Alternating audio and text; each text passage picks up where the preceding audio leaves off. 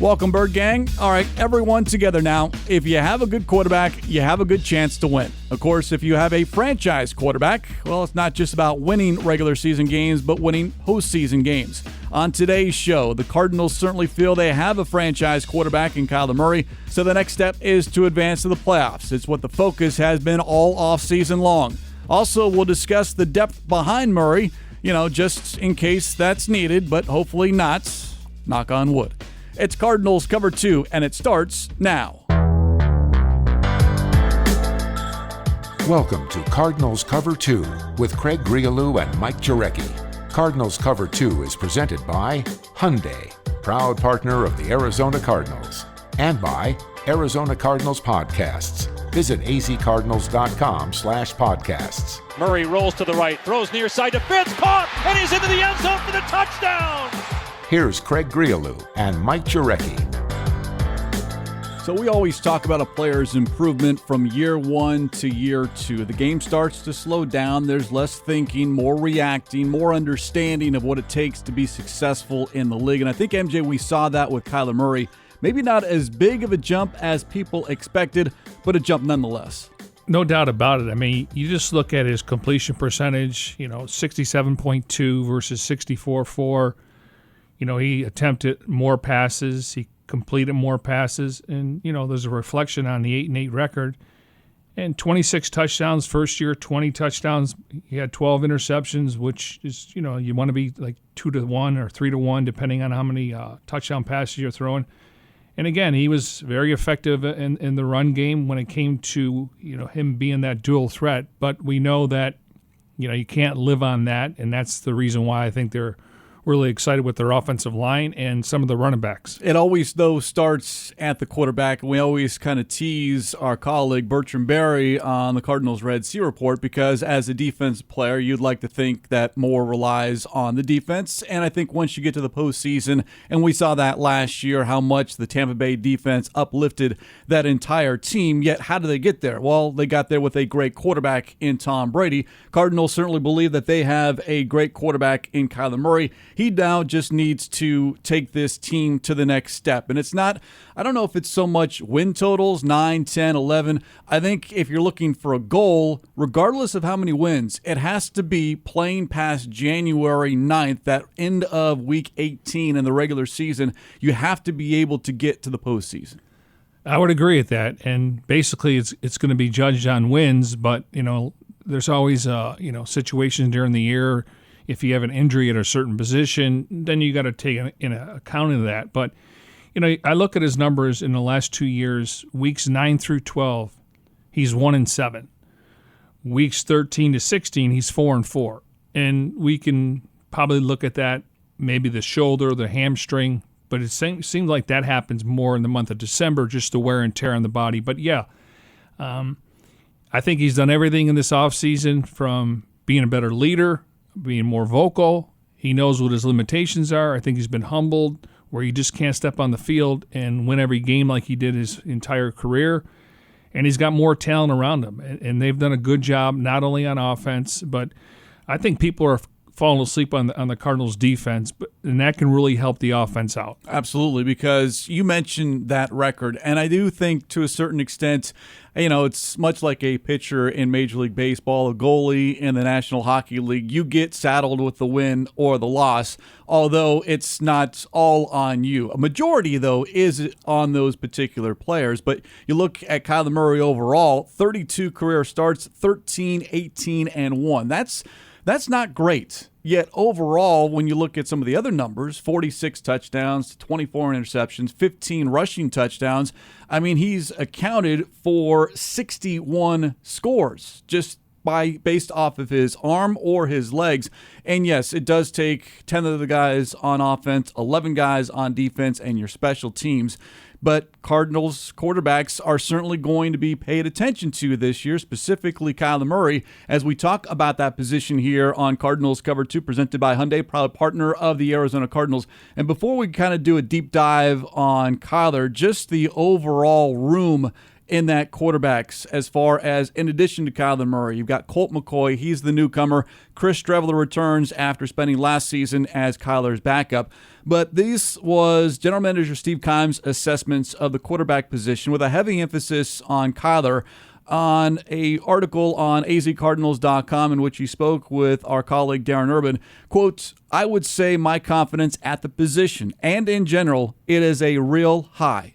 End quotes. And I think Steve's got every reason to be high despite that 13-18-1 record. I think they see the skill set, the talents, and there's no question that Kyler Murray can play in this league. Now, I think what we've seen this offseason is you need to surround him with certain pieces, whether that's on the field or off the field in terms of coaching. And let's be honest, if you want to peel the curtains back a little bit, they really hit the reset button by letting Steve Wilkes go and Josh Rosen. And not that they, complete overall on the roster, but they decided to move on, and clearly it was the right decision. And, so Kingsbury's coming into the NFL. He's never been a play caller in the NFL. People will mention his record at Texas Tech, and all of a sudden, the Cardinals have a young quarterback, and as I always point out, when he arrived at Sky Harbor, once he got on the tarmac, basically they handed the keys of the franchise to him. I'll even go back earlier than that. Once Roger Goodell announced with the number 1 overall pick, the Arizona Cardinals select Kyler Murray, right then and there on stage, the keys were handed to Kyler Murray. Right, but I'm just saying, once he arrived, he was the guy. And, yeah, I mean, it was a struggle the first month of the season. The thing is, the Cardinals didn't have the luxury of, having a Carson Palmer in the system for 5 years. Look at how well Andy Reid and Patrick Mahomes have done. You look at, Lamar Jackson and the Ravens, and we look at Baker Mayfield, what he's done. And hopefully, he'll see more improvement the second year. So the guy that I look at is Josh Allen. Brian Daboll's been with them day one. So, and the fact now that they've been together going into their third year, and I think when you start looking at evaluations and self-evaluations, clearly the Cardinals were not happy the way the season ended. And you can start with the GM, but I thought they put together a 10-win team, and then it goes down to the head coach. And how are you going to improve that? Clock management, fourth down, what are you going to do there? And also, you just can't coach the offense. You got to be a head coach. So I did see a difference in the offseason when it came to Kingsbury. So just like Kyler Murray, that third year, you're starting to see him know what his strengths are and what he needs to obviously take a look at as a head coach versus just a play caller. Those two are married, Kingsbury and Kyler, and that's just the way it is. And I think what we've seen and what we've heard from talking heads and people who cover the league, whether locally or nationally, when you look at the Cardinals going into year 3, a lot of it centers around those two. Year 3. Well, let's talk about Kyler in particular here, because Kingsbury was asked about year 3 for Kyler Murray. Quote, "He's very confident right now. He's mastered our system. You can see leadership qualities continue to emerge." End quotes. Mastering the offensive system, that I think is a given. He's been familiar with this offense going back to maybe even before college into high school, but it's the leadership qualities that I think we saw a little bit of a glimpse of in his one time that we had a chance to hear from him over Zoom during OTAs and minicamp. I believe it was the minicamp week in which he addressed the media. I thought he looked very relaxed, very comfortable. He was very open and honest with some of the questions that were asked. He gave thoughtful responses. Now, I understand it's the offseason. It's not the regular season. It's not coming off a crushing defeat.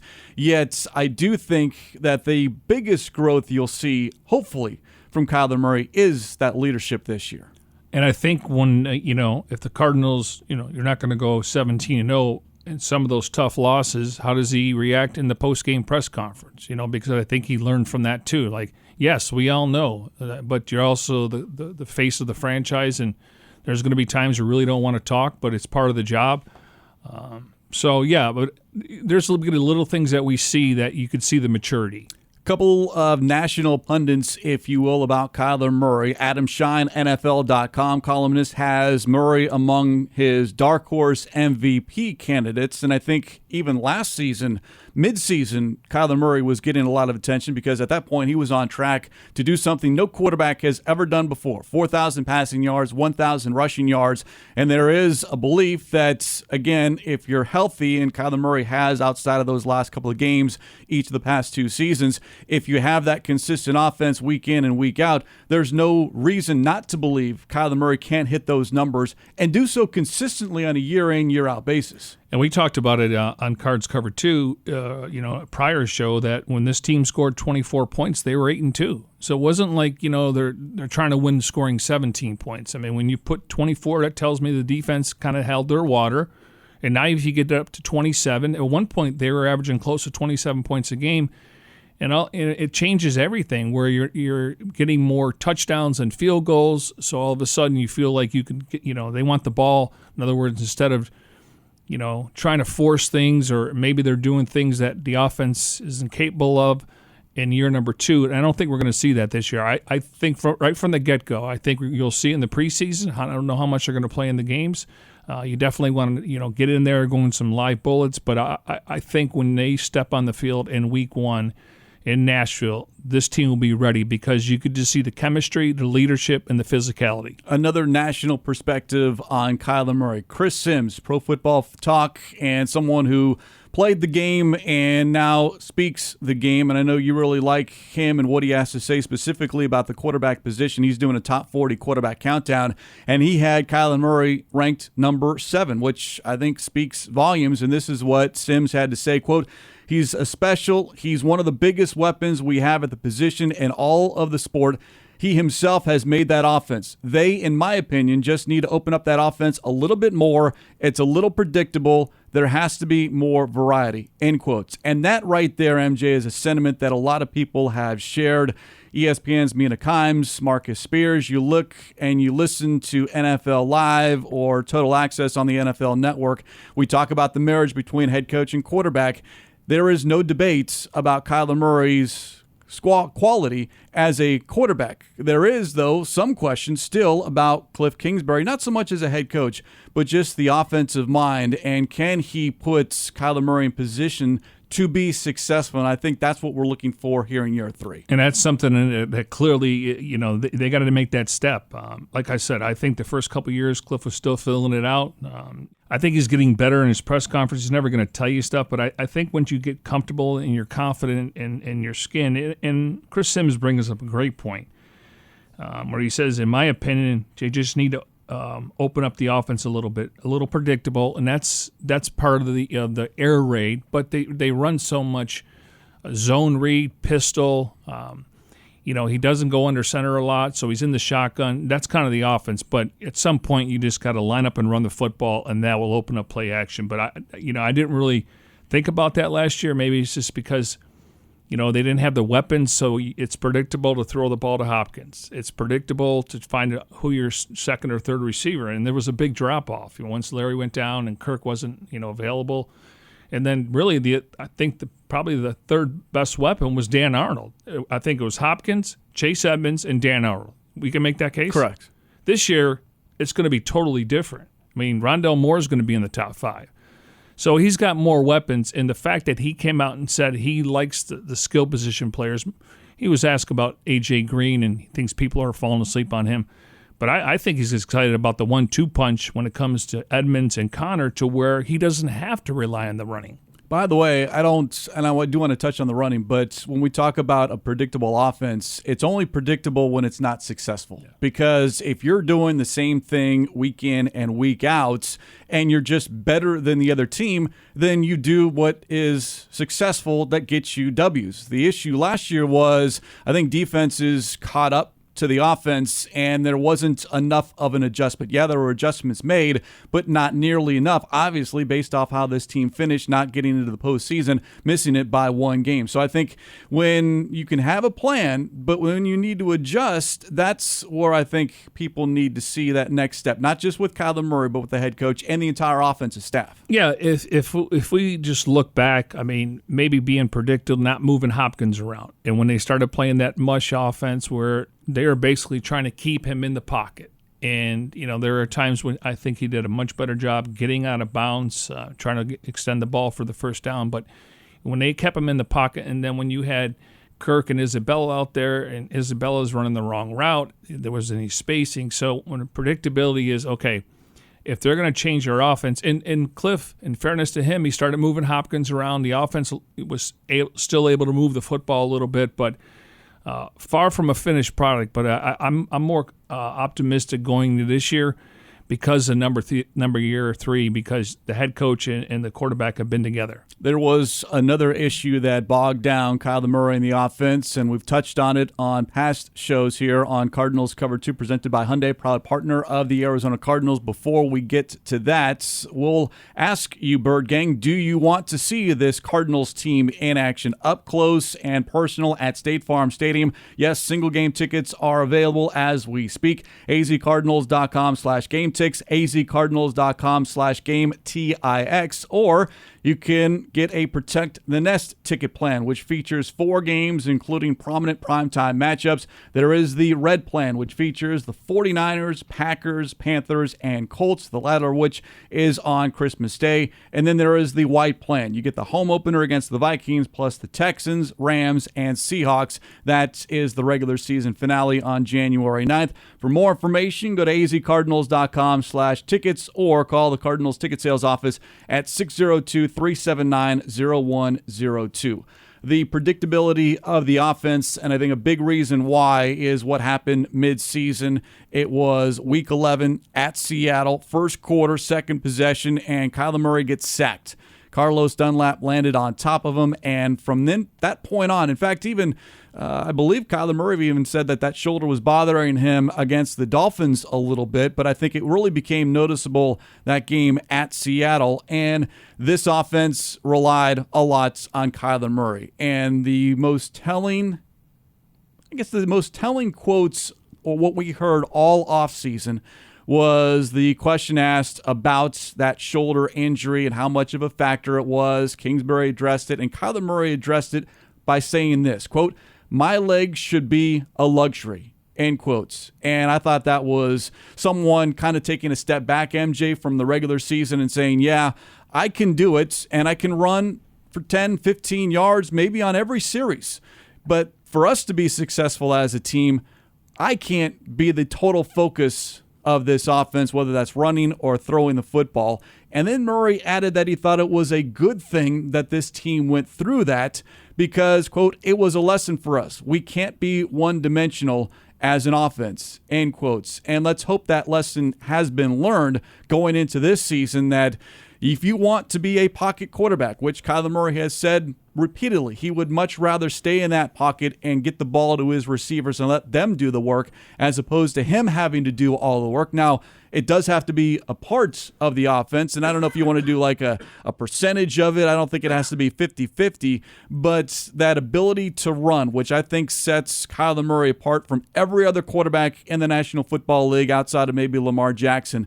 But that running ability, maybe 10, 15, 20%? I don't want to see it too much, but I do think it's a valuable asset that Kyler Murray has that should be used. With the addition of Rodney Hudson, clearly he's going to help make the calls. He's one of the best centers in football. Yes, he's changing conferences, and it's going to be interesting just the matchups in the NFC West alone, let alone the rest of the games. And then we'll find out what happens at right guard.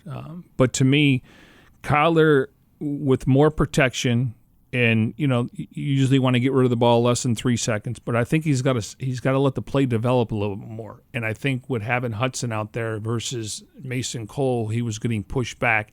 And at that point, you have to make a split decision. Do I try to get out of the pocket? And I want to see him doing a much better job throwing on the run, because if he is going to extend the plays with his legs and he can throw from the right hash mark to the left on that out pass to Hop, there are times he's going to have to roll out across his body and make that throw. But I think if he just stays in the pocket a little bit, and I'm talking like a second, because Drew Brees, when he throws it, he steps on his toes. Russell Wilson kind of finds creases. In college, he didn't get a lot of batted balls down. It seems like maybe early in the season he gets batted balls down, but they correct that trying to throw through lanes. But if he can stay in that pocket a little bit longer and step up, I think that could be a difference of him being more of a the guy that really wants to be a pocket. I know in his heart he wants to, because he sees, let's be honest. I mean, if you're throwing a 15 to 20-yard pass and you get 25 yards, it's a lot easier than lining up and trying to run. And that's part of their offense, but it's splash plays. It's gate plays that it's going to move the chains.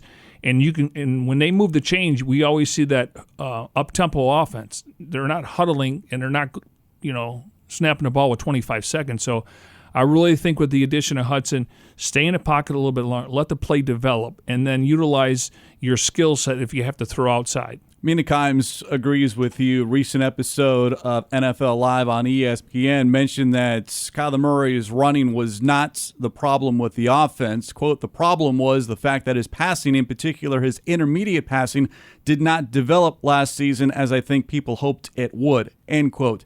We know Kyler Murray can make that short pass to DeAndre Hopkins, whether it's a quick screen or a quick slant.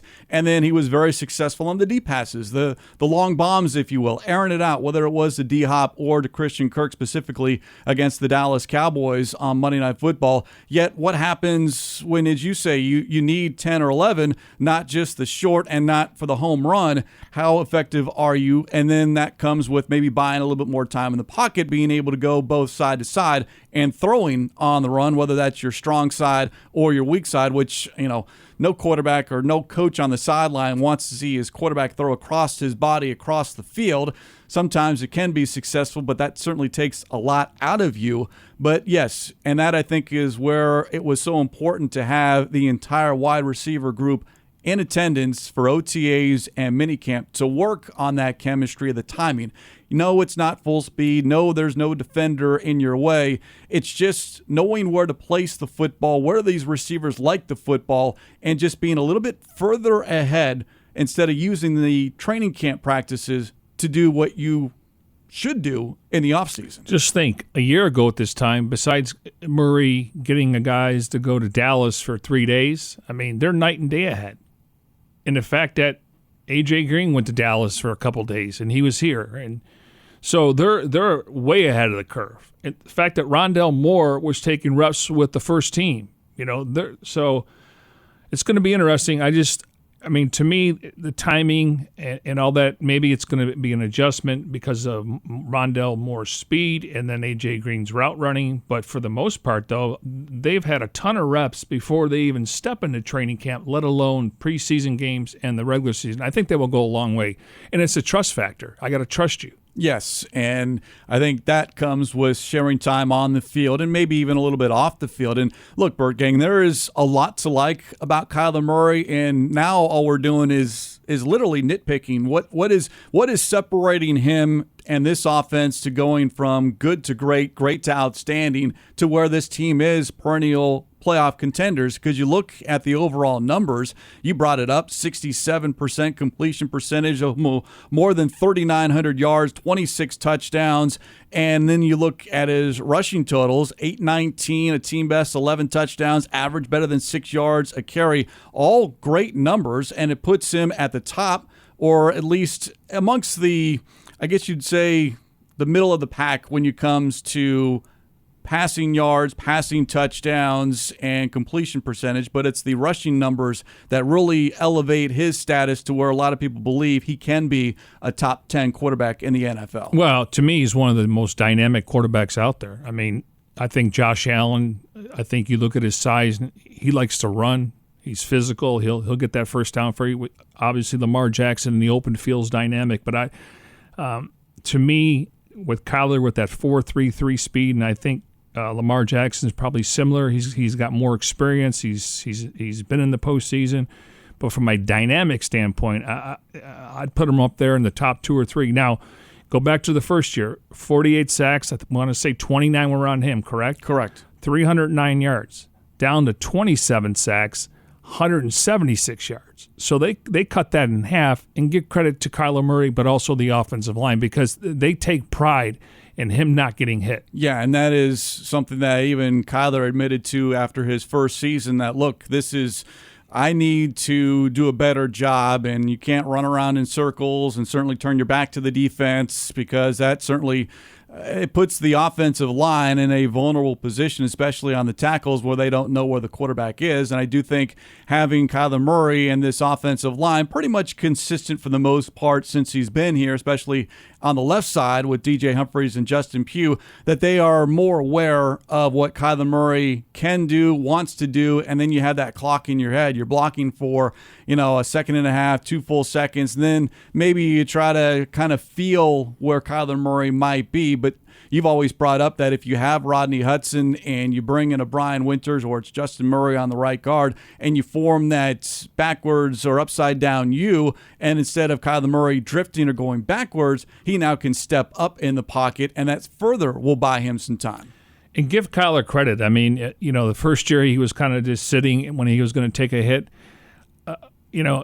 I know he doesn't want to run as much as he has in the past, and he was on pace for 4,000 yards passing and 1,000 rushing, but he doesn't take a lot of big hits. Now, we look at, the shoulder, the Dunlop plate. Sounds like maybe he hurt in the Miami game.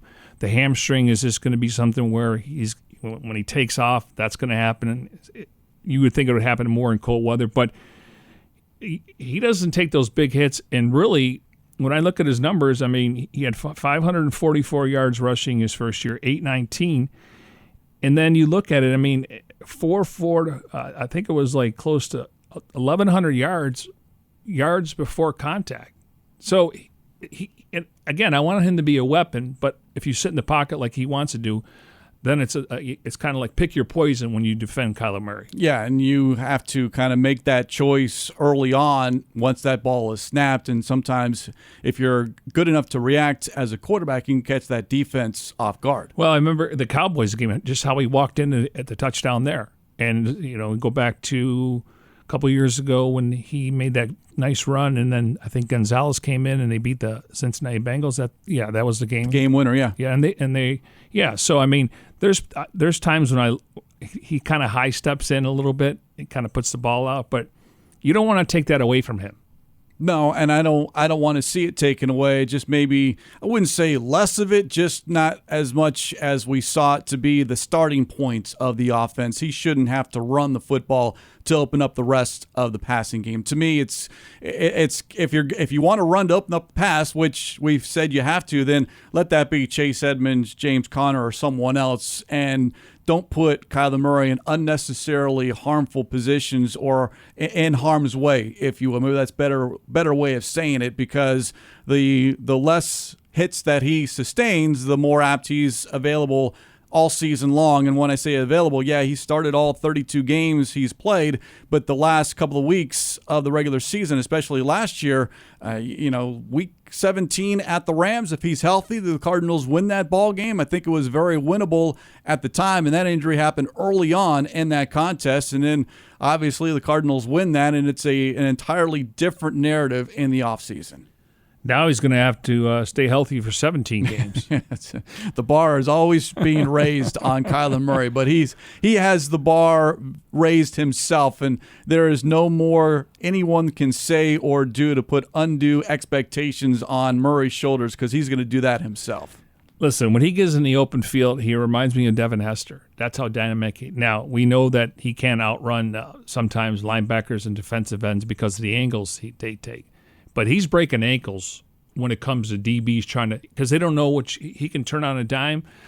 They're trying to size him up, and at that point, you're just trying to maybe force him to go out of bounds. When he's in the open field, he is dynamic. It is fun to watch, and Dave Pasch and Ron Wolfley, listening to them, Pasch on the play call, and then Wolf with the reaction on the Arizona Cardinals radio network. It is a lot of fun to listen. And if you are, again, in person, make a point to go to State Farm Stadium. Single game tickets, azcardinals.com/gametix, azcardinals.com/gametix. One last point on Kyler Murray before we kind of focus on Colt McCoy and Chris Streveler here as we talk all things quarterback on this edition of Cardinals Cover 2 presented by Hyundai, proud partner of the Arizona Cardinals. Speaking of Ron Wolfley, he has been very vocal, as have others. Rob Fredrickson, who we do the show with on Cardinal Talk, about wanting to see Kyler Murray under center. Where do you stand on that? I think according to Pro Football Reference, Murray was under center about 16% of all snaps. There are over 1,000 snaps, and 16% of those he was under center. Now, some of that, Bird Gang, is kneel downs, and some of that is spiking the football. So those are other ways you can have under center that, there's a reason why you want to be under center for spiking. That's to make sure that not enough time goes off the clock. And then when you're kneeling down at the end of the half or the end of the regular or the end of the second half, obviously things looking very good for the Cardinals. But having Murray under center a little bit more, does that or doesn't it open up things a little bit for him? The way I look at that, Craig, is this offense is predicated on the RPO, the zone reads, the pistol. Maybe every once in a while, but I don't think they should go out of their way to appease the outside. Well, he's not under center as much. I mean, they say Lamar Jackson's going to be under center, and Kingsbury was on with Schrager and Sean McVay, and he said, I'll believe it when I see it. So I don't think they're going to change their approach there. And when you get into, the 3rd and 2s and the 4th and 1s, you would like to have him under center to hand off to Connor or Chase Edmonds. But also, Kyler's a guy that either the RPO is really, you can hand it off to the running back, you can run, or you can pass it. So there's been times where he puts the ball in the belly of the running back and he looks to the right and he's wide open to run to the cone. So again, I think on short yardage situation, that's where I would lean on under center because you're right there and you just hand the ball versus 4 yards behind the line of scrimmage where something could happen. Yeah, what do they say? The quickest point or the quickest distance, the shortest distance between 2 points, as I get my analogy correct here, the shortest distance between 2 points is a straight line. Well, you can go even further. The quickest way to get there is starting at a shorter distance. Yes. You back up 4 or 5 yards in the shotgun, and then all of a sudden you're making it more difficult. That's what I don't like about the shotgun in short yardage situations where you're trying to sneak it or you're trying to just get 2 or 3 yards. Yes, just pound it between the tackles. Don't try to get cute, and I think that is a lesson that has been learned. Now, it's one thing to say under center in the offseason, as the Baltimore Ravens have done. It's another thing to actually execute it and really go out and show everyone you're doing it. And it wouldn't be a surprise if the Ravens adjust, or it's one of the things where maybe the Cardinals follow suit. Maybe you do see a lot of it in week 1 and week 2, just to have it on film, and then you don't use it hardly ever the rest of the season. I guess we should ask Rodney Hudson what he prefers. Yeah. Because they had a huge offensive line. They are like 6'5", 6'6", 6'7" across the board. And there were times that, with Josh Jacobs, they would have Derek Carr under center. Now, a lot of centers, as long as the snap goes back, I got no concerns with Hudson there. But he may want to line up on 4th and 1 and just have somebody under center and let's just explode off the ball. Yep. All 5 guys just explode. So, again, it's going to come down to down and distance and then the play call. But if you got a guy like Hudson up there where he can maul people, that can change a little bit of philosophy with the play call. All right, let's continue here on Cardinals Cover 2, presented by Hyundai, proud partner of the Arizona Cardinals. And yes, Bird Gang, I'm knocking on wood here that we do not need to see a backup quarterback in 2021. The question is, who is that number 2 quarterback? Who will be, at least on the depth chart, the backup to Kyler Murray? Kingsbury this offseason asked about that with respects to Colt McCoy being signed in the offseason, and Kingsbury said there's going to be competition. And I guess to a certain extent, I understand, you want to put the best guy out there, and whether that's McCoy or Streveler, but I'll say this. If it's not Colt McCoy as the backup, I'll be more surprised, shocked really, than I was a year ago when Streveler beat out Brett Hundley to be the backup. And then we get into that whole conversation in Week 17 post-game, and everyone wanting to know, well, what's wrong with Brett Hundley? Well, follow along, and he's been inactive all season long. So that page has been turned. But I was a fan of the signing, first and foremost, just to get someone in that room with some experience. I didn't have Colt McCoy in mind or anyone in particular. I just wanted to see a veteran that can come in and be a sounding board, offer some advice, offer some criticism, if you will, to Kyler Murray in that room. And I think the Cardinals got someone who, in the words of Kingsbury, quote, "We couldn't have gotten a better guy to come in and really set an example," end quote. And if that's all Colt McCoy does in 2021, I'm perfectly satisfied with that signing. Yeah, the only thing Kyler doesn't like, he went to Texas. That's true. Now, Colt McCoy, I want to say, I believe he was on a podcast, and I sent you the quotes when it happened. He said, quote, "I've only got to spend 3 weeks with Kyler, and he's been great. He's so talented. There are things that he does that I can't do. Not many guys can. He's experienced a ton of success in his career." He went on to say, "He's taught me a lot about the offense. I asked a lot of questions. We've taken it to the field. We've worked on some things that I'm excited about this year. There's a lot of talent around us, and we just need to be consistent, turnover-free football, and let the rest happen." Yeah, that was a recent radio interview in Austin, Texas, and I do think it's the only time we've heard from Colt McCoy. He hasn't actually had an introductory press conference. I believe the day he flew in to sign was following the birth of his third or fourth kid. So it was a busy day for him, and then we just haven't had a chance to hook up with Colt McCoy. But I do like the fact that not only is he here, but there is, I think, already a respect factor for Kyler Murray, and maybe Colt McCoy doesn't have the numbers as, someone who's entering his 12th season. He's predominantly been mostly a backup in his career. But you mentioned the going to Texas and Kyler Murray first at A&M and then Oklahoma.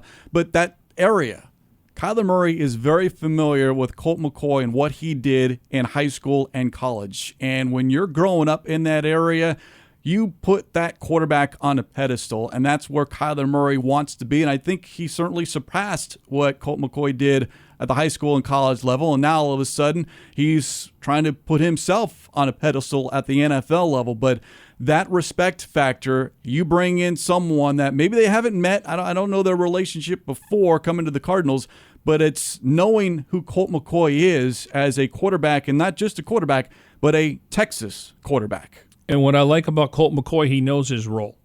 He's not coming in here to, take Kyler's job. That's not happening. I'm sure all that was discussed. And if he does have to play, he's got experience. And you don't want the offense to change a ton.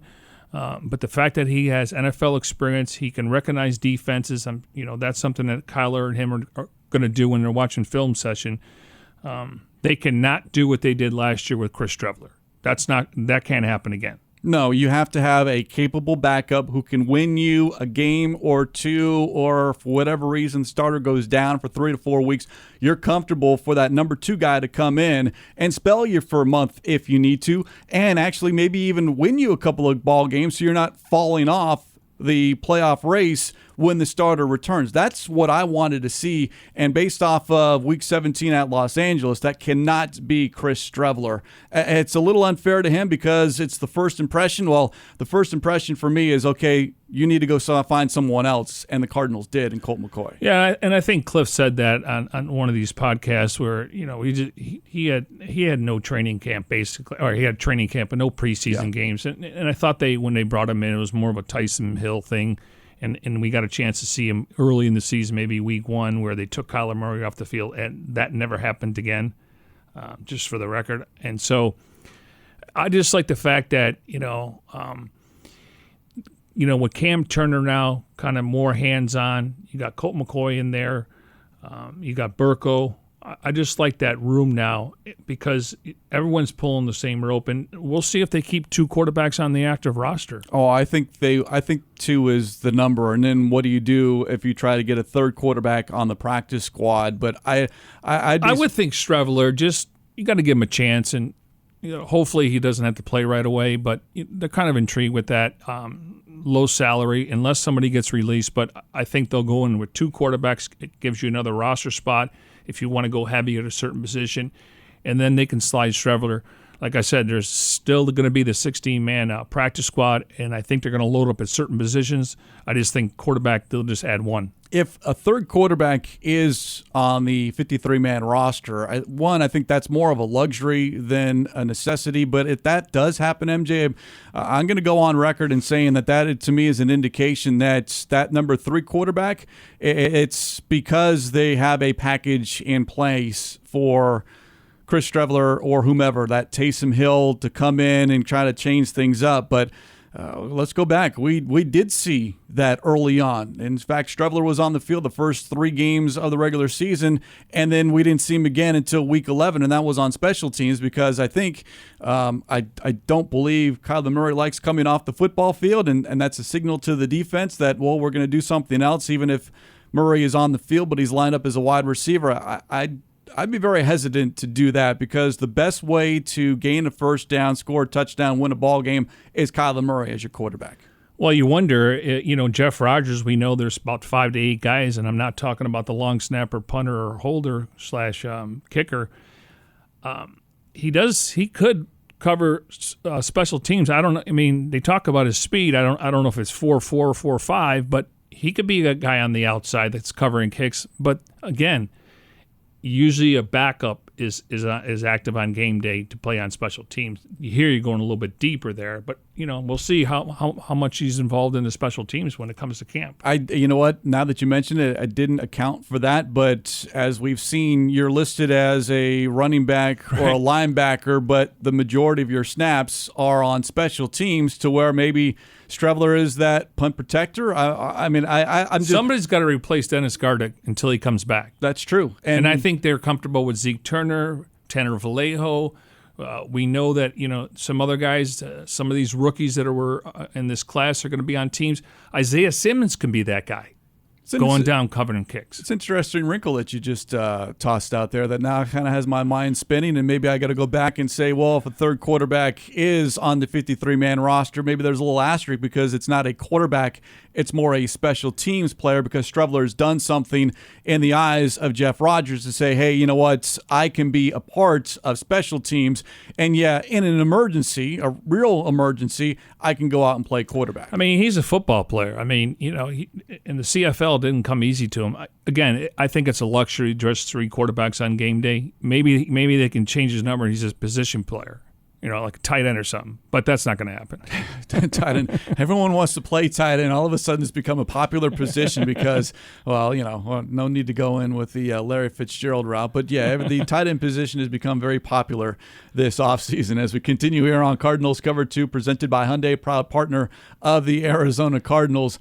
You brought up Cam Turner, and it's a name that people have asked a lot of questions about because he wears the hat on the sideline, and people are wondering, who is Kyler Murray talking to? Last season, he was the assistant quarterbacks coach. He was promoted this offseason to quarterbacks coach, replacing Tom Clements, who has since retired.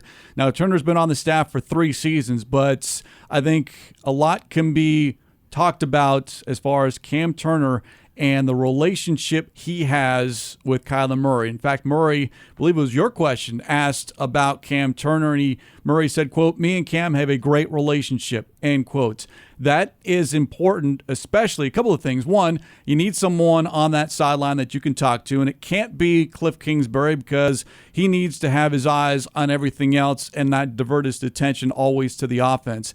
And I do think you can't say enough about what Cam Turner means in that room and Colt McCoy means in that room as far as uplifting Kyler Murray as an NFL player, not skill level, not skill set, but the leadership and just realizing you're the face of the franchise. What you do and what you say gets magnified 100 times over. So you have to be wary of when the cameras are on you and what you say. And I think those two individuals, Kyler Murray certainly respects and listens to.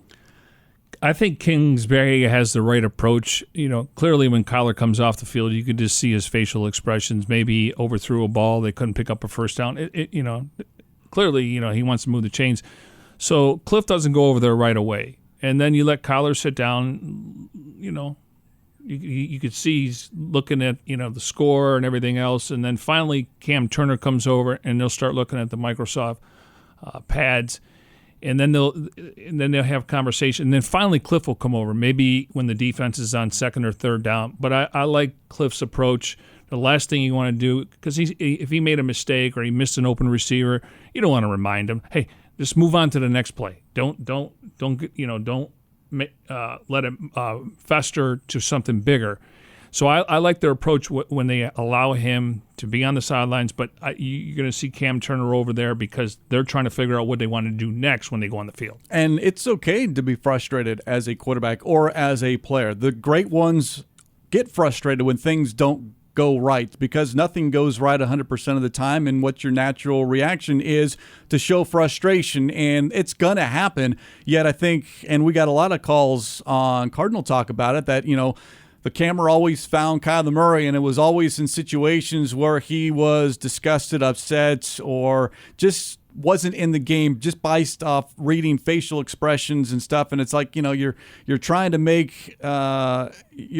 to take one snapshot and all of a sudden kind of blow it up into this large picture and kind of figure out exactly what Kyler Murray was thinking or doing on that particular play or situation. I think that you can't do that. But I get it when you're watching it on television and you see certain things and all of a sudden it's like, well, that's not good. Or does that lead into something next series, next quarter, next week? But I do believe that when you have someone, and it might not just be Cam Turner, maybe it's Kyler Murray and Colt McCoy sitting together with the Microsoft tablet and just discussing things. And now you've got two guys wearing hats, Cam Turner and Colt McCoy, like flanking Kyler Murray, trying to figure out, all right, what can we do better on the next series? Usually he sits at the end of the bench, so Cam and Colt can be there.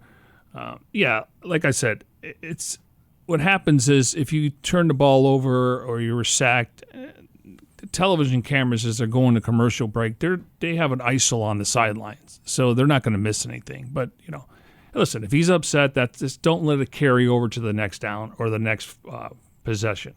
Bottom line, when you talk about quarterback, and obviously a lot of this on Kyler Murray, I am certainly expecting big things, as is Kyler Murray. I mean, no one wants to win more than Kyler Murray. He is certainly not used to ending his seasons without postseason on the docket, and he hasn't had that. So we can be frustrated, we can be disappointed, but there is no player more disappointed at the end of a game or at the end of a regular season that doesn't include the postseason than Kyler Murray. So I do believe that as much as we talked a year ago at this time about year two and Pat Mahomes and everyone making that jump from year one to year two, I like your analogy or your comparison with what Josh Allen did in year three. And I think, we're always going to focus on the quarterback position. But if you're the general manager and Steve Keim, as we began this show talking about the quarterback's room and his confidence in those players, in particular Kyler Murray, it's better to have a franchise quarterback than searching for one. And for a while, this team was searching for a franchise QB.